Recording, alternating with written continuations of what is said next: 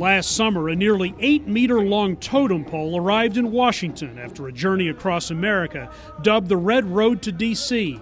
It was meant to call attention to developmental threats to Indian tribal lands and past harm done to Native Americans by the U.S. government. When our nation's capital was established, its policies were intended to exclude us, to assimilate us, and we're working hard to undo so many consequences of these actions. A key pillar of that effort to assimilate Native Americans, force them to conform to a white Anglo way of life, were hundreds of federal boarding schools, which operated in 36 U.S. states between 1819 and 1969. The seeds of those institutions came from the intention to disrupt Native nations, to disrupt languages, to disrupt culture. By, Sam Torres says, basically reprogramming children as young as 4 years of age.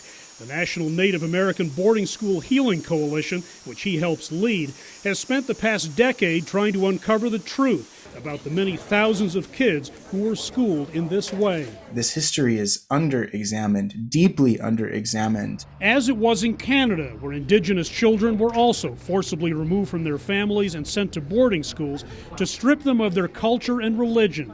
Hundreds of unmarked graves of children have now been discovered on school grounds there. I think it's very important to find their identity, like I said, so they could finish their journey home. A U.S. Interior Department report released in May documented beatings, withholding of food, and solitary confinement at these schools, and evidence of more than 500 child deaths. They died from diseases, from heartache, from abuse. The Healing Coalition's Deborah Parker says it's time to get a full accounting of what happened. We deserve to know the truth. We deserve to know where our families are buried. It's like anyone else in this world.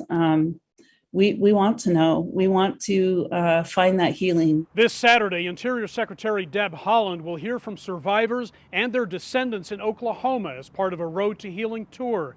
And a bill has been introduced in Congress to create a Truth and Healing Commission to investigate the boarding school era. I stand on the shoulders of my grandmother and my mother, and the work we will do with the Federal Indian Boarding School Initiative will have a transformational impact on the generations who follow.